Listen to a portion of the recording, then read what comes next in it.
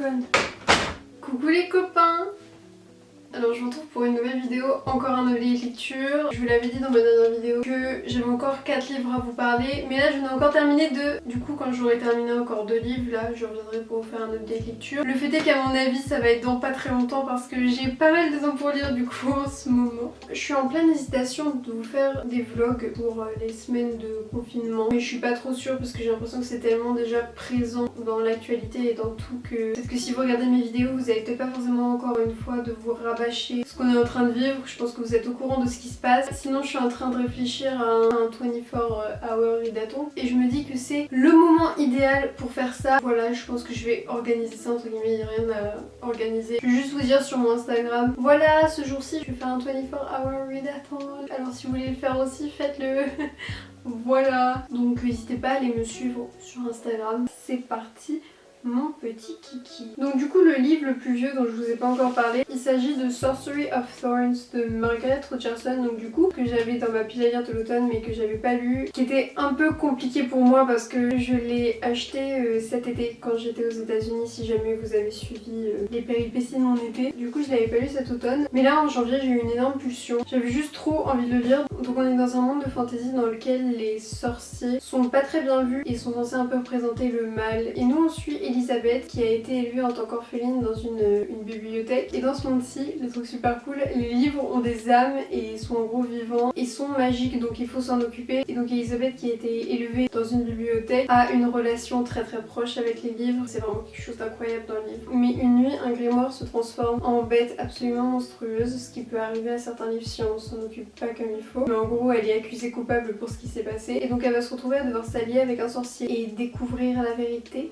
Voilà. Déjà moi j'étais énormément attirée par ce livre, par l'aspect de la relation avec les livres soient vivants, etc. On sent un peu l'amour de l'autrice pour les livres dans cette histoire. T'as l'impression d'être un peu dans ton rêve, de pouvoir communiquer avec les livres et tout. Et en plus de ça, la relation qui se crée avec les 3 personnages principaux est vraiment super cool. Il y a vraiment une relation d'amitié, de confiance, de closeness, vous voyez. Je sais pas, c'était trop touchant, j'ai trop aimé être avec eux. Même en dehors d'un point de vue romantique, c'était trop beau. Ça m'a aussi un peu renforcé sur le fait que ça fait pas mal de temps maintenant que j'ai remarqué que j'ai beaucoup de mal avec les scènes d'action. Je sais pas si je vous l'avais déjà dit, mais en fait j'arrive pas avec les scènes d'action dans les livres. Je sais pas si c'est de la façon dont elles sont écrites ou pas, mais j'ai l'impression qu'à chaque fois que je lis une scène d'action, je décroche automatiquement de l'histoire et ça m'intéresse plus du tout. J'ai l'impression de lire en diagonale et que ça rentre pas dans mon cerveau, que genre tout va trop vite. J'ai juste envie de sauter la scène d'action pour savoir ce qui s'est passé, pour savoir s'il est mort ou pas. Je réalise qu'à ce moment-là, je lis plus vraiment, que je lis mais que ça rentre absolument pas dans mon cerveau et que c'est juste que ça m'intéresse pas. Du coup ça m'a encore fait ça dans ce livre. En gros j'ai vraiment beaucoup aimé surtout l'amour des livres. Et même la relation amoureuse était vraiment super cool. Ça m'a plutôt bien plu j'avoue, donc c'était pas trop désagréable. Pas un coup de cœur mais j'ai passé un bon moment à le lire. Ensuite du coup comme il y avait le deuxième film de To All the Boys I've Loved Before qui allait sortir sur Netflix, je voulais vraiment terminer la saga avant de voir le deuxième film. J'ai enfin lu Always and Forever la Rajin, donc c'est le 3e tome de Jenny Han. J'avais lu le tome 1 et vraiment surkiffé, je pense que c'était vraiment un coup de cœur. J'avais été pas mal déçue par le tome 2, j'avais trouvé qu'il avait pas vraiment d'intérêt. Du coup je m'étais demandé à quoi ça servait que ce soit une trilogie et que le tome 1 suffisait clairement à lui-même. Du coup j'étais un peu réticente avant de me lancer dans le tome 3. Donc voilà, je me suis enfin lancée et je ne regrette pas, c'était vraiment super cool. Je pense que je l'ai vraiment autant aimé que le tome 1, ou alors peut-être un tout petit peu moins, mais déjà beaucoup plus que le tome 2. Disons que déjà ça soulève de nouveaux problèmes et de nouveaux sujets qui n'étaient pas forcément soulevés dans le tome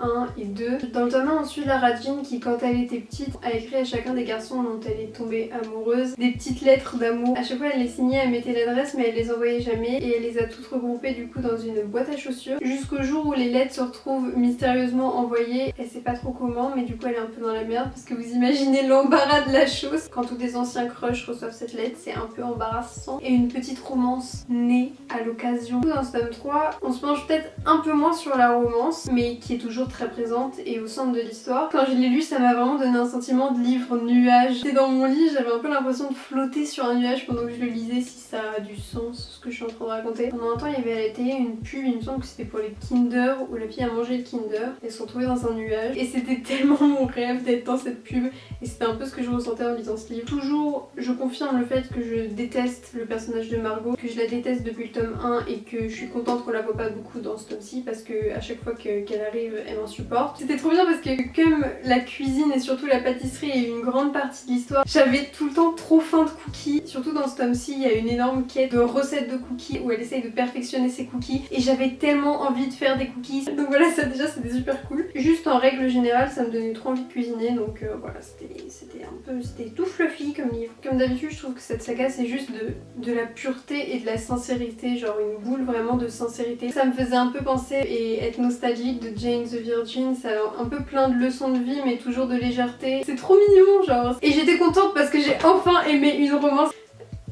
En plus c'était le moment de la Saint-Valentin alors c'était encore plus cool. Puis ensuite j'ai lu Vengeful de V. Schwab, donc le tome 2 de Vicious. Donc le tome 1 je l'ai lu cet automne aussi, j'avais énormément aimé, il me semble que ça avait été un coup de cœur mais j'ai vraiment un souvenir d'avoir vraiment beaucoup aimé ma lecture. J'ai l'impression que V. Schwab est un peu une professionnelle, c'est une professionnelle et je doutais pas trop de ma lecture pour ce tome 1 ni non plus pour ce tome 2. Donc je me suis lancée dedans plus par la peur du temps qu'il allait me prendre à le lire parce que c'est un bon pavé que par la peur de pas aimer parce que je savais que j'allais aimer. Ça confirme le fait que je veux plus me lancer dans le genre du thriller. Déjà merci parce que V. Schwab nous donne de la représentation asexuée et c'était une représentation que j'avais encore jamais vue dans un livre donc ça c'était vraiment super cool. Merci à V. Schwab de nous glisser ça là, c'est très important de diversifier nos personnages et en plus moi je suis team Victor donc voilà, je pense que vraiment si c'est bien fait, ça rendrait tellement bien à l'écran et j'aimerais tellement voir une adaptation de cette saga si c'était bien fait parce que toujours les adaptations si c'est mal fait on préfère pas les avoir. Pendant tout le livre ça m'avait pas tellement fait ça pendant le tome 1 mais dans celui-ci ça m'est un peu arrivé surtout au début mais même un peu pendant tout le livre. J'ai eu un peu tendance à me perdre dans la temporalité de l'histoire parce qu'on saute dans les différents points de vue et en plus de ça dans les différents moments. En gros on arrive petit à petit à un moment clé où on suit 4 ans avant, 10 ans avant et puis après des fois 3 semaines avant, 2 jours avant et petit à petit on s'approche. Mais du coup j'avais un peu du mal à suivre, à des moments j'étais un peu obligée de retourner en arrière, de me dire putain attends là on est avec qui, on est quand. Sinon au-delà de ça j'ai énormément aimé tous les chapitres où on suit l'enfance et l'adolescence de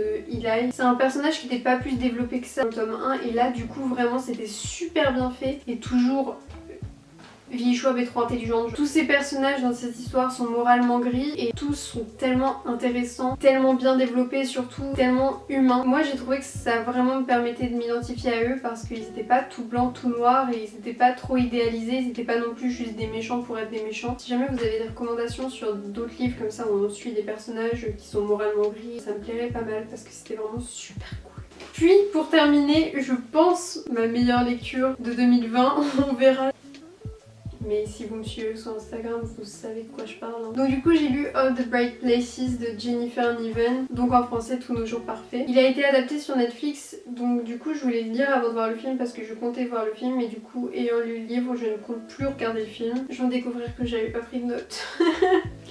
C'est à quel point j'étais dedans. Déjà, énorme trigger warning pour les suicides. Si vous sentez pas de lire un livre sur le suicide, ne lisez pas ce livre. Déjà, on commence avec ça. Je pense que c'est très important. Dans ce livre, on suit Violette et Finch qui se rencontrent en haut du clocher de leur lycée, prêts à sauter. Mais en gros, ils vont tous les deux se convaincre de ne pas le faire. Et à partir de ce moment-là, ils vont commencer à lier une relation. Je vais pas en dire plus et je me sens pas encore prête pour le moment de plus développer mon avis parce que j'ai trop et pas assez de choses à dire. C'est vraiment très touchant et émouvant. Je pense que juste si jamais vous pensez pouvoir le lire, soyez sûr de lire à un moment où vous allez bien, où vous n'êtes pas trop triste parce que va falloir préparer les mouchoirs. J'étais un peu démunie à la fin de ce livre. Le fait est que je connaissais la fin, que je m'étais fait un peu spoiler involontairement parce qu'on en entend énormément parler depuis très longtemps maintenant sur Booktube. Du coup, dès que quelqu'un donnait son avis, au bout d'un moment j'ai un peu compris comment était la fin, je suis pas non plus complètement débile. Quand tu sais de quoi ça parle et tout le monde dit oh mon dieu la fin était horrible, j'aime trop Finch, nanana, j'ai pleuré tous les larmes de mon corps, t'es pas complètement con, tu comprends un peu la fin quand même à la fin. Mais comme quoi, ça n'empêche pas le fait de souffrir.